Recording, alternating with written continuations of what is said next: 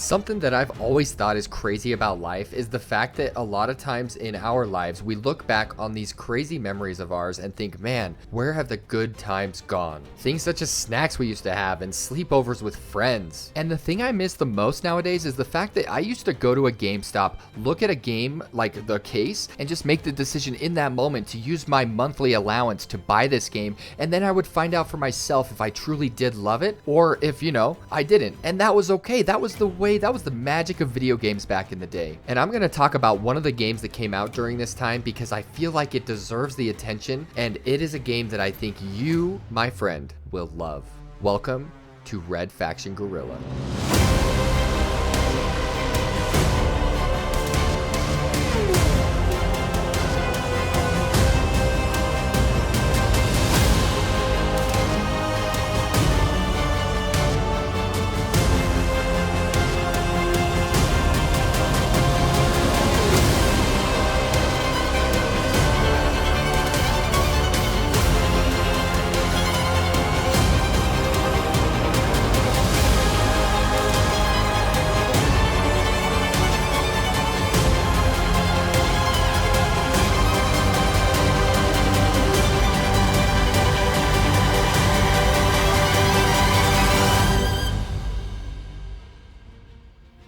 And I know you're sitting there asking yourself the question, why are we even talking about this game? Isn't it an old game? And first off, I want to let you know that old games are still dope as hell. And two, I've been reading the Redrising series, which is essentially a rebellion on the planet Mars, which is where this game takes place. And it was just a match made in heaven for my mind to want to come back and play this game. And the third and final point is that this is actually a remake of the original Red Faction Guerilla that came out in 2009. And it has all the DLCs, sharper textures, improved lighting and shadows, 4K support, while also adding extra modes like Wrecking Crew, making it the most complete modern version of Red Faction Guerilla. And so let's get right into it and answer the question, what is Red Faction Guerilla? Well, Red Faction Guerilla is an open world third-person shooter set on Mars, like I mentioned. You play as Red Faction member Alec Mason using guns, vehicles, explosives, and a sledgehammer to overthrow the oppressive enemies, the EDF. Its standout feature is its fully destructible world. And what I mean by this is every structure, like man-made structure in this game, is able to be destroyed. And it is like realistic physics destruction going on. And so if you take out the support beams on a bridge or on a building, that building or bridge is going to collapse in a realistic way. And this is one of the most satisfying parts about this game. And we'll go more in depth on this destruction and how it changes up the way that you can play this game, because it truly is something that is just special. And there's no more games these days besides Battlefield and the finals that do destruction even remotely close to what this game does.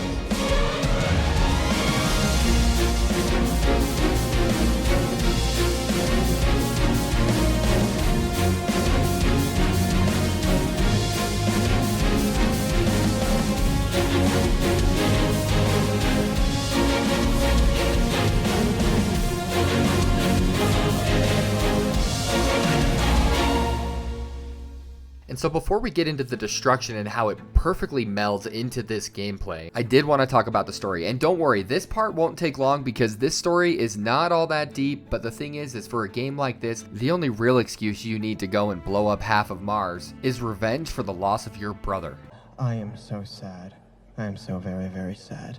And that's essentially it. You, at the very beginning of the game, come to Mars as Alec Mason, and your brother gets killed by the EDF within the first 10 minutes. This leads you to join the Red Faction and start just absolutely eviscerating the EDF across all of Mars. And while that's most of what the story is, there are other characters in this game that you do come across and you do meet, and they are interesting. But the thing is this is not like a 10 out of 10 story. This is like, in my opinion, a 6 to 7 out of 10 story with some pretty cool twists, some pretty cool reveals. And so I would say this story is passable for a game like this because the gameplay is what really shines through and makes this game so special. And so now let's talk about the real meat and potatoes of this game, and that is the destruction and how it truly makes this game so unique compared to any other modern shooter that you've played. And the reason for this is because the destruction is not a gimmick. It is the game's main problem-solving tool. And what I mean by this is you are given tools of destruction, from a sledgehammer to a rocket launcher to a nanite gun that just eats away at buildings left and right. And then after you're given these tools, you're left to your own devices to figure out how you might use these for destruction or for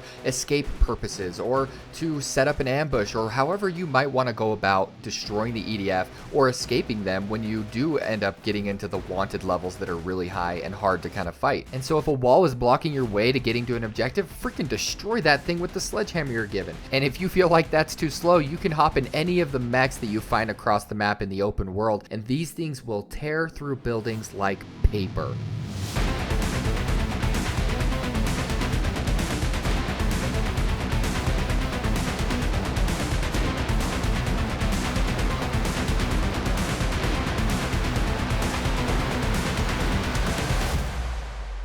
It is insane the level of destruction that you can cause in this game, and you only get more and more creative with this destruction because you're given more tools to work with to cause said destruction. And this leads me to what I would call is the progression of what this game is. When you're playing this game, you're progressing in one of four ways. You're either progressing the story by completing main story missions, or you're trying to unlock said story missions by decreasing the control that the EDF has on a specific sector. And you do that by completing side activities, which include saving hostages that the EDF has captured, raiding enemy bases and destroying the objective building with other Red Faction members. Or you can look by yourself on your map and see which buildings the EDF have control of, and you just make it a point in your brain that you're going to go and destroy that, and you can do that in any way, shape, or form that you would like to. And all the while you're in these sectors doing these side missions and main missions, you're increasing the morale of the Red Faction in the specific area, and it's going to affect the amount of people that come to your aid when you're fighting the EDF. People will just show up and start fighting with you, and it truly feels like a rebellion in these moments.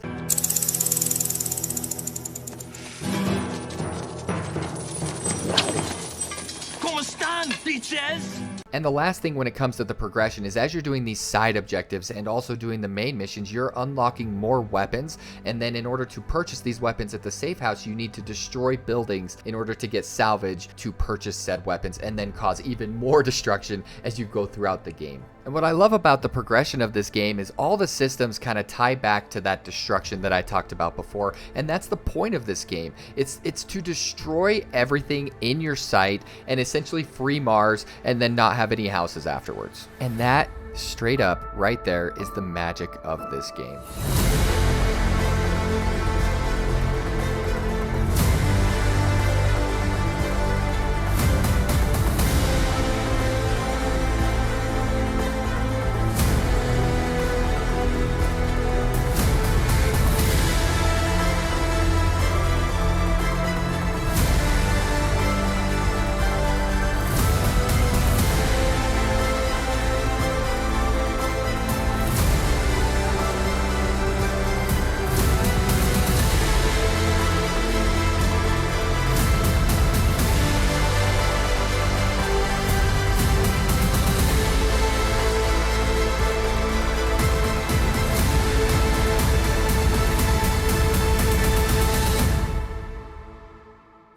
So at this point in the video, you're starting to think, man, maybe I'll pick this game up or maybe I'll wait for a sale. And I want to let you know, this game came out in 2018, the remastered version of Red Faction Guerilla. And it now on Steam is $20. It constantly goes on sale for $2. That right there is a fan-fucking-tastic reason to pick this game up, because that is the price of a freaking candy bar. Good afternoon, sir. Could we interest you in some chocolate?